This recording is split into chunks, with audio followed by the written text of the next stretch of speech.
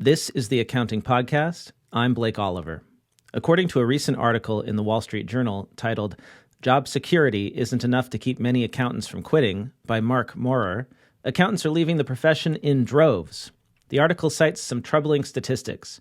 There were about 1.65 million accountants and auditors in the U.S. in 2022.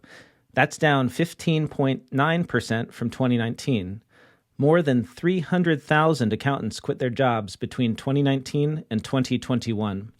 What's more, the average tenure and age of accountants is increasing, meaning it's often the more experienced people who are exiting. About 82% of accountants who left this year through September 1st had at least 6 years of experience. There are several reasons cited for this exodus. Firstly, many accountants feel underpaid and find the work mundane, leading to burnout. On top of that, some are concerned about the threat of new technologies like artificial intelligence replacing them. To illustrate this dissatisfaction, the article tells the story of two accountants who left or are considering leaving the field.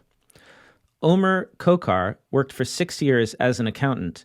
He then left to join J.P. Morgan Chase's commercial real estate division. He found accounting monotonous, with little room for creativity or growth. Zach Madel, a 28-year-old CPA and firm owner in Florida, plans to evaluate switching careers after this tax season to pursue counseling people struggling with mental health issues. Though he appreciates the flexibility of running his own business, he finds the accounting work tedious and wants to make more of a meaningful impact through his work. More anecdotes highlight how overwork drives some accountants away.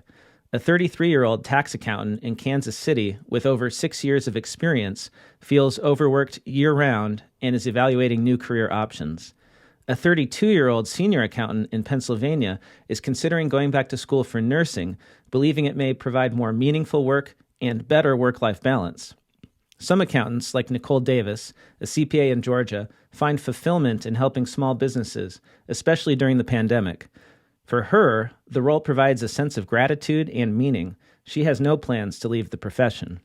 The shortage of accountants is expected to worsen as more baby boomers retire without enough young people entering the profession to replace them.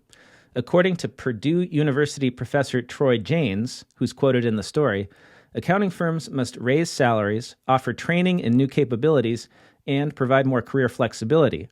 Janes notes that more firms in recent years are willing to allow managers to remain at that level rather than dismiss them, a move to retain personnel who might otherwise leave. Finally, AI poses a paradox. While some hope it will reduce tedious tasks, Ben Wan, an accounting education company owner, notes that others see the technology as a threat that will widen the gap between accountants' skills and what's needed in the modern workplace. You can find a link to the article in the show notes. It's an excellent read. My main takeaway is that the stability of an accounting career isn't as appealing as it used to be and doesn't outweigh the long hours and often monotonous work.